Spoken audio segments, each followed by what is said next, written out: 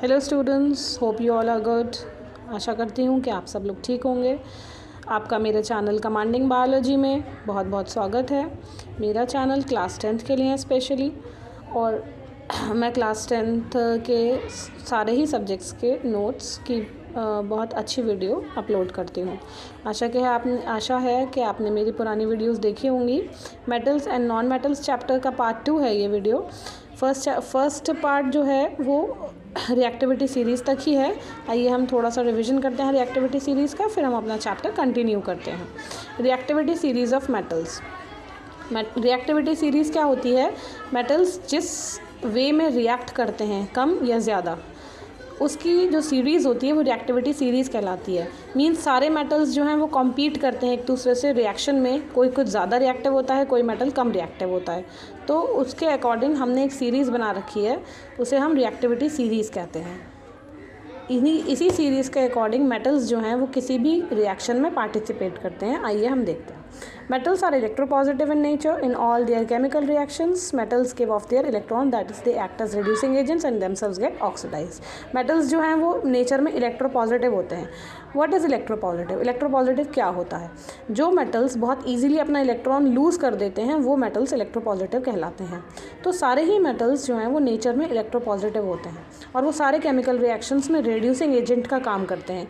जो भी इलेक्ट्रोपॉजिटिव होता है वो अपना इलेक्ट्रॉन ईजिली दे देता है, और वो खुद रिड्यूसिंग एजेंट होता है। रिड्यूसिंग एजेंट क्या होता है? जो किसी भी कंपाउंड से ऑक्सीजन को रिप्लेस कर दे, ऑक्सीजन को हटा दे, वो रिड्यूसिंग एजेंट कहलाता है, और वो खुद ऑक्सीडाइज हो जाता है और वो रिड्यूसिंग एजेंट का काम करता है। आइए हम एग्जांपल के थ्रू समझते हैं।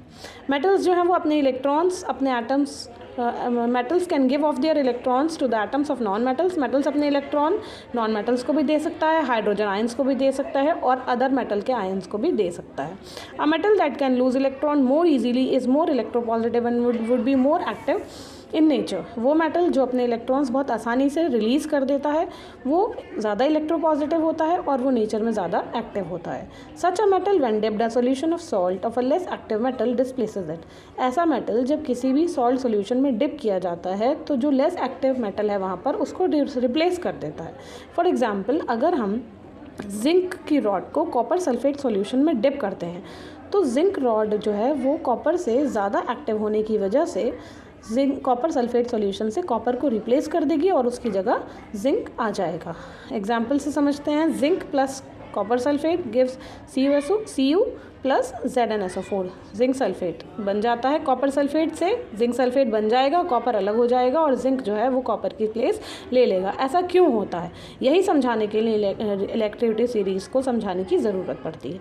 क्यों? क्योंकि जिंक जो है वो रिएक्टिविटी सीरीज़ में ऊपर होता है और कॉपर जो है वो रिएक्टिविटी सीरीज़ में नीचे होता है। This happens because zinc is more electropositive in nature than copper. ऐसा क्यों होता है? क्योंकि जिंक जो है वो नेचर में कॉपर से ज़्यादा इलेक्ट्रोपॉजिटिव होता है।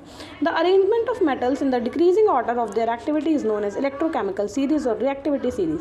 मेटल्स जो हैं वो किस हिसाब से अरेंज हैं उसको हम इलेक्ट्रोकेमिकल सीरीज़ या रिएक्टिविटी सीरीज़ कहते हैं। The arrangement of metals in the decreasing order of their activity is known as electrochemical series या रिएक्टिविटी सीरीज़। ये रिएक्टिविटी सीरीज़ है। पहले potassium, sodium, calcium, magnesium, aluminium, zinc, iron, lead, hydrogen, copper, silver, aluminium and gold, sorry. अब हम इसे याद कैसे करें, ये भी हमारे लिए एक मसला है। भाई बच्चों को चाहिए होता है ईजी से ईजी मेथड, तो हमने एक इसके लिए ट्रिक निकाली है।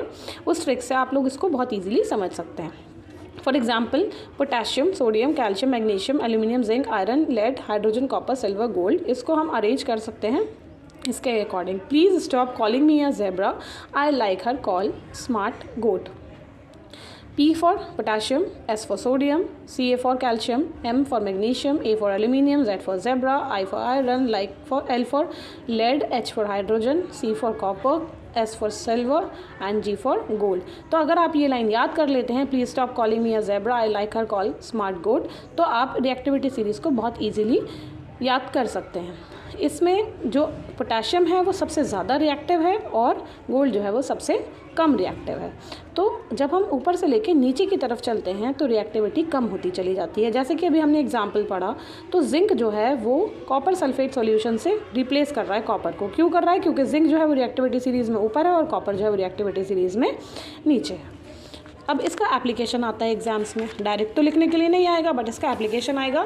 इक्वेशंस दी जाती हैं और पूछा जाता है कि ये इक्वेशन होगी या reaction, will this reaction occur और not, give reasons in favour of your answer. तो इस तरीके के क्वेश्चंस जो हैं वो आते हैं। आइए हम कुछ क्वेश्चंस पे नज़र डालते हैं जो पिछले कुछ सालों में आए हुए हैं। State which of the following chemical reaction will take place giving suitable reasons for each. First reaction दी हुई है zinc in solid form plus CuSO4 in aqueous form. क्या ये रिएक्शन होगी या नहीं होगी? अगर होगी तो क्यों होगी, हमें ये समझाना है। ठीक है, आइए देखते हैं। जिंक और कॉपर सल्फेट की रिएक्शन होगी। This reaction will take place because zinc is above copper in reactivity series and is more reactive than copper. ये रिएक्शन होगी क्योंकि जिंक जो है वो रिएक्टिविटी सीरीज में कॉपर से ऊपर है और ज़्यादा रिएक्टिव है। तो जिंक जो है वो कॉपर को रिप्लेस कर देगा, कॉपर अलग हो जाएगा और जिंक सल्फेट सॉल्यूशन बन जाएगा इन एक्वस फॉर्म। दूसरी रिएक्शन है Fe means iron in solid form plus zinc sulphate in aqueous form. This reaction will not take place as iron is below zinc in the reactivity series and can not displace zinc from its solution. Iron जो है वो zinc से, देखिए zinc जो है वो ऊपर है और आयरन जो है वो नीचे है। तो सॉल्यूशन किसका है? जिंक ऊपर है और आयरन जो है वो नीचे है। तो जिंक जो है वो आयरन को डिस्प्लेस नहीं कर पाएगा। जिंक जो है वो आयरन जिंक को डिस्प्लेस नहीं कर पाएगा। ये रिएक्शन नहीं होगी क्योंकि आयरन जो है वो जिंक से नीचे है। आयरन जिंक को डिस्प्लेस नहीं कर सकता, इस वजह से ये रिएक्शन नहीं होगी। Next we come to zinc plus FeSO4। Zinc solid form में है और FeSO4 एक्वस सॉल्यूशन में है। ये रिएक्शन होगी या नहीं होगी? सोचिए बच्चों, बताइए। जिंक और फेरस सल्फेट, जिंक क्या आयरन को रिप्लेस कर सकता है? ऑब्वियसली कर सकता है। जिंक ऊपर है और आयरन जो है वो नीचे है, तो जिंक जो है वो आयरन सल्फेट से, फेरस सल्फेट से आयरन को रिप्लेस कर देगा और जिंक उसकी पोजीशन ले लेगा। तो रिजल्टिंग सोल्यूशन क्या होगा हमारा? Zinc plus FeSO4 gives Fe plus ZnSO4 aqueous. तो इस तरीके से के क्वेश्चन आते हैं कि कौन सी रिएक्शन होगी और कौन सी रिएक्शन नहीं होगी, और अगर कोई रिएक्शन होगी और नहीं होगी तो उसका रीज़न भी बताने के लिए आता है। ठीक है, आइए अगर हम केस बेस्ड क्वेश्चन करते हैं। ये हमें टेबल दी गई है। ठीक है, ये आयरन सल्फेट है, ये कॉपर सल्फेट है, ये जिंक सल्फेट है, ये सिल्वर नाइट्रेट है। ये 4 सॉल्यूशंस हैं हमारे पास। तो हमसे ये पूछा गया है कि इसमें रिएक्शन होगी या नहीं होगी। मेटल दिए हुए हैं 4। एक मेटल है A, B, C, D। A metal जो है वो आयरन सल्फेट के साथ कोई रिएक्शन नहीं कर रहा है, बट कॉपर सल्फेट के साथ रिएक्शन कर रहा है, डिस्प्लेसमेंट रिएक्शन हो रही है। बी जो है वो यहाँ पे भी डिस्प्लेसमेंट रिएक्शन हो रही है। जो भी मेटल है बी, हमें नहीं पता क्या मेटल है, लेकिन डिस्प्लेसमेंट रिएक्शन आयरन सल्फेट के साथ हो रही है, लेकिन और किसी के साथ कोई रिएक्शन नहीं हो रही है। मेटल सी है जो आयरन सल्फेट के साथ कोई रिएक्शन नहीं कर रहा, कॉपर सल्फेट के साथ कोई रिएक्शन नहीं कर रहा, जिंक सल्फेट के साथ कोई रिएक्शन नहीं कर रहा, बट सिल्वर नाइट्रेट के साथ रिएक्शन करके सिल्वर को रिप्लेस कर रहा है, डिस्प्लेस कर रहा है।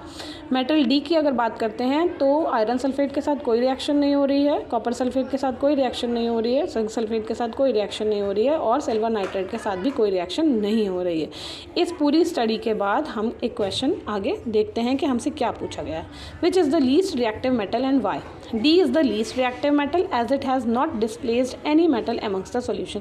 डी जो है वो लीस्ट रिएक्टिव मेटल है क्योंकि ना तो उसने आयरन सल्फेट में से आयरन को हटाया, ना कॉपर सल्फेट में से कॉपर को डिस्प्लेस किया, ना जिंक सल्फेट में से जिंक को, और ना ही सिल्वर नाइट्रेट में से सिल्वर को। तो मीन्स डी जो है वो सबसे कम रिएक्टिव मेटल है।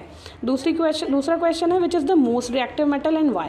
इन चारों में से सबसे ज़्यादा रिएक्टिव मेटल कौन सा है और क्यों?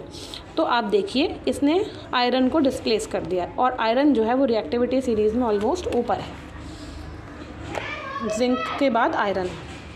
ठीक है, इसने आयरन को डिस्प्लेस कर दिया, किसने? मेटल बी ने, और बाकी के साथ कोई रिएक्शन नहीं हुई। तो B is the most reactive metal as it has displaced iron from ferrous sulphate solution which is the most reactive metal among all solution. इन सब में सबसे ज़्यादा आयरन है क्योंकि कॉपर भी उसके बाद है, जिंक और सिल्वर नाइट्रेट।